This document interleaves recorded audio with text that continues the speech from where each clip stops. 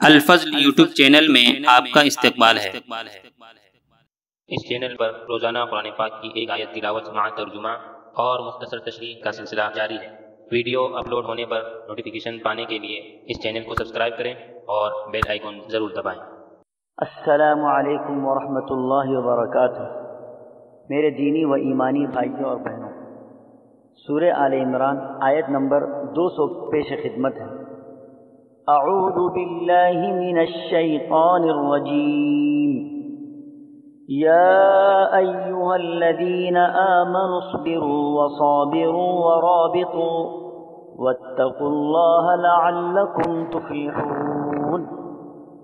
اے ایمان والو، تم ثابت قدم رہو اور ایک دوسرے کو تھامے رکھو اور قتال کے لیے تیار رہو اور اللہ تعالیٰ سے ڈرتے رہو تاکہ تم مراد کو پہنچو۔ حضرات، یہ سورہ آل عمران کی آخری آیت ہے۔ مسلمانوں کے لیے چند اہم وصیتوں پر مشتمل ہے، گویا پوری سورت کا خلاصہ ہے۔ اس آیت میں 3 چیزوں کی وصیت مسلمانوں کو کی گئی ہے: صبر، مصابرہ، مرابطہ، اور چوتھی چیز تقوی ہے جو ان تینوں کے ساتھ لازم ہے۔ صبر کے لفظی معنی روکنے اور باندھنے کے ہیں، اور اصطلاح قرآن و سنت میں نفس کو خلاف تباہ چیزوں پر جمائے رکھنے کو صبر کہا جاتا ہے، جن کی 3 قسمیں ہیں۔ نمبر 1، صبر علی الطاعات، یعنی جن کاموں کو اللہ تعالیٰ نے اور اس کے رسول صلی اللہ تعالیٰ علیہ وسلم نے حکم دیا ہے ان کی پابندی، طبیعت پر کتنی بھی شاق ہو اس پر نفس کو جمائے رکھنا۔ دوسرے، صبر عن المعاصی، یعنی جن چیزوں سے اللہ تعالیٰ اور اس کے رسول صلی اللہ تعالیٰ علیہ وسلم نے منع فرمایا ہے وہ نفس کے لیے کتنی ہی مرغوب و لذیذ ہوں، نفس کو اس سے روکنا ہے۔ تیسرے، صبر علی المصائب، یعنی مصیبت و تکلیف پر صبر کرنا، حد سے زائد پریشان نہ ہونا اور سب تکلیف اور راحت کو حق تعالیٰ کی طرف سے سمجھ کر نفس کو بے قابو نہ ہونے دیں۔ مصابرت اسی لفظ صبر سے ماخوذ ہے، اس کے معنی ہے دشمن کے مقابلے میں ثابت قدم رہنا۔ مرابطہ یہ لفظ ربط سے بنا ہے جس کے اصلی معنی باندھنے کے ہیں، اور اسی وجہ سے رباط اور مرابطہ کے معنی گھوڑے باندھنے اور جنگ کی تیاری کے لیے جاتے ہیں۔ قرآن کریم میں اسی معنی کے لیے آیا ہے وَمِن رِّبَاطِ الْخَيْلِ۔ اس کے دوسرے معنی نماز جماعت کی ایسی پابندی کہ ایک نماز کے بعد ہی دوسرے نماز کے انتظار میں رہیں۔ یہ دونوں چیزیں اسلام میں بڑی مقبول عبادت ہیں جن کے فضائل بے شمار ہیں۔ اسلامی سرحدوں کی حفاظت کے لیے جنگ کی تیاری کے ساتھ وہاں قیام کو رباط اور مرابطہ کہا جاتا ہے۔ حضرات، نماز جماعت کی پابندی، ایک نماز کے بعد دوسرے کے انتظار میں رہنا بھی رباط فی سبیل اللہ ہے۔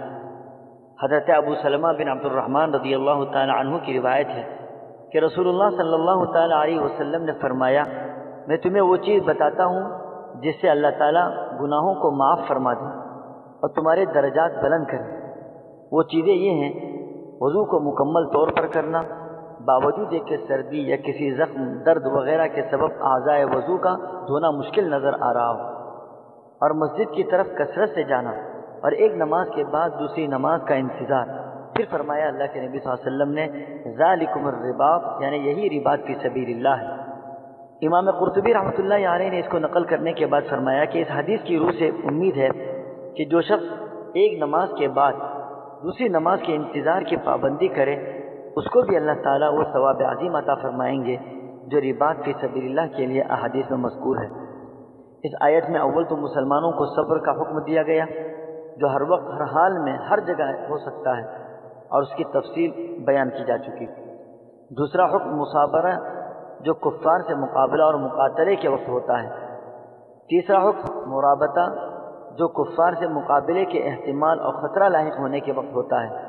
اور سب سے آخر میں تقوی کا حکم ہے جو ان سب کاموں کی روح اور قبولیت اعمال کا مدار ہے۔ یہ مجموعہ تقریباً تمام احکام شرعیہ پر حاوی ہے۔ حق تعالی ہم سب کو ان احکام پر عمل کرنے کی توفیق عطا فرمائے۔ اللہ تعالی ہمیں دین پر قائم رکھے۔ اسی پر سورہ آل عمران ختم ہوتی ہے۔ اس کے اندر جو کچھ کہا گیا اللہ اس کو قبول فرمائے، شر و فتن سے اللہ محفوظ فرمائے، اور کہنے اور سننے سے زیادہ عمل کرنے کی اللہ ہم سب کو توفیق عطا فرمائے۔ آمین۔ وآخر دعوانا ان الحمد للہ رب العالمین۔